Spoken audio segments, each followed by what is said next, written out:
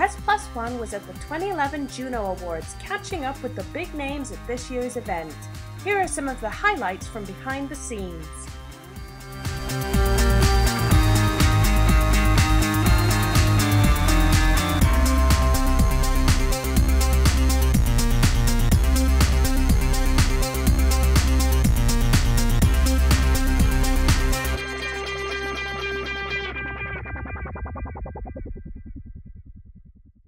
I actually created the concept myself.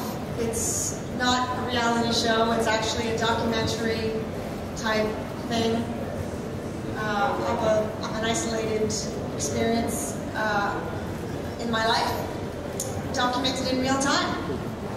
And, you know, I actually went to her, to be honest, initially, and said, what do you think of this idea that I have? She loved it, and that was the end. That was the end of her head, I suppose. Over here. So playing music again? You know, I'm not really sure exactly when I'll be able to get back up on that stage. I am preparing for it, I can tell you that. And I am already in the studio with new music, and I'm very excited. I've documented some of my songwriting process, and I will share that in the series. And I'm just really glad to be back to songwriting and back to expressing myself. When that will become an album, it's all happening as we speak, to be honest. I'm not holding anything back in that sense. I don't feel iconic, no, I can tell you that. I don't feel that way at all. I feel like a small town girl from Timmins. that has never changed, and it never will now. I'm 45 years old. I started there and I ended up over here, and I suppose this is just who I am. And yeah, I like it. I'm flattered by all of that, but I can't say that I actually feel it myself. It's very good. So I have found that when you take the administration and the money out of things and just give it away for free, including very often music, sometimes things happen differently, in a whole different way. So our success with the Cradle Board Teaching Project, which is about bringing Aboriginal educators and students together with non-Aboriginal educators and students, and giving a whole new curriculum and sharpening the arm to new learning in something that has not been available, just continues on its own. So the internet is good for that. Hi, Kinda from Press+1. Last night at the Gala Awards ceremony, beating out some major contenders, so I thought that was a nice surprise for kind of a newer performers. What was your thought on that? Well, I think that it's just a reflection of the reality of Canadian talent and the reality of the industry in recognizing new talent. You know, we're able to grow. It hasn't become stale.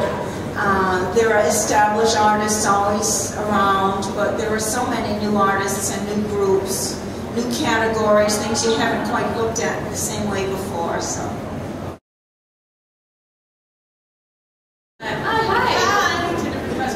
Congratulations. Thank you. Awesome. I described, when I interviewed you recently, your music was like the best, going to a vintage shop and finding the best dress. Tell me about your dress. I found this at a secondhand store in Halifax. It didn't cost me a ton, but hopefully I look a little better than it cost. Across Canada, touring, meeting new fans, making more music. It's all about the music and the fans.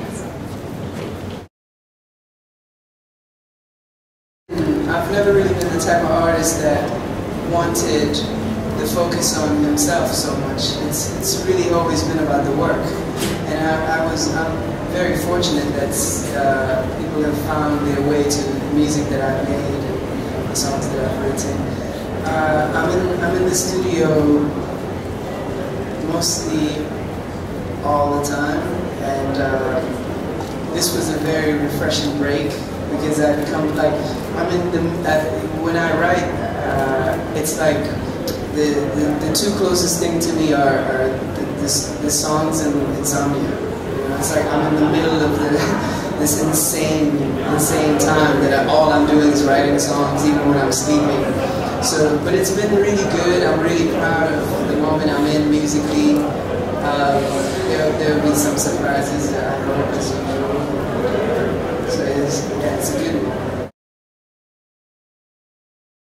Things have come to a point where I think music at the most basic level should be free.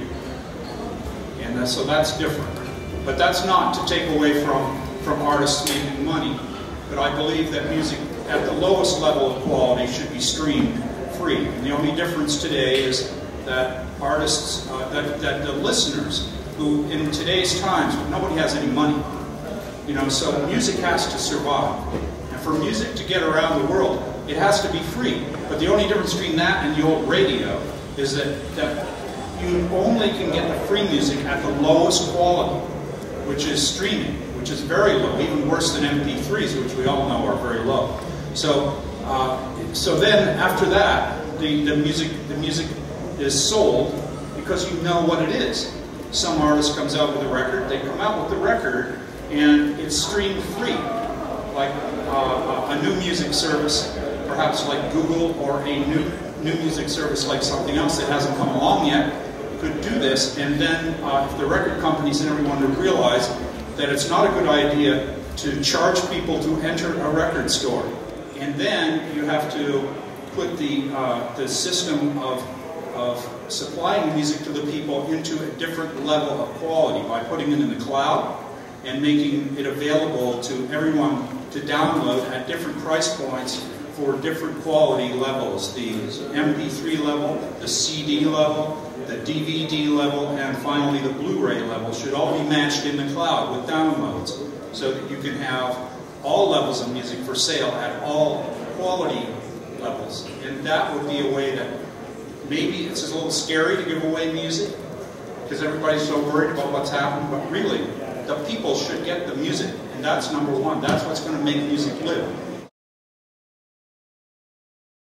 I think every little thing like that's happened, every crazy thing that's happened to us over the last 5 or 6 years, any little successes like this, just kind of, I think we relate to them in terms of freedom. That we kind of have the freedom to go and make a record how we want to make it, and to have people have the chance to hear it. So that's really a real blessing. It's definitely a different thing making a record from writing a song. And I think all of us, our lives have been really changed by records and songs as well. But I think it's harder. It's just something that's had a lot of impact on us over our lives. And so the first time we went to make Funeral, and we went to the Hotel Tatango, which is a recording studio in Montreal, and there's a proper tape machine, and we hit play and record and started playing. I think we didn't take that lightly. Like, you know, for us to have the opportunity to make a real record was something that I think we always dreamed about. And so, you know, still when we're in the studio, you know, it means not that it has. You can make a song about a dolphin that talks or whatever. You know, you can write about whatever you want, but just that it's important to make a record.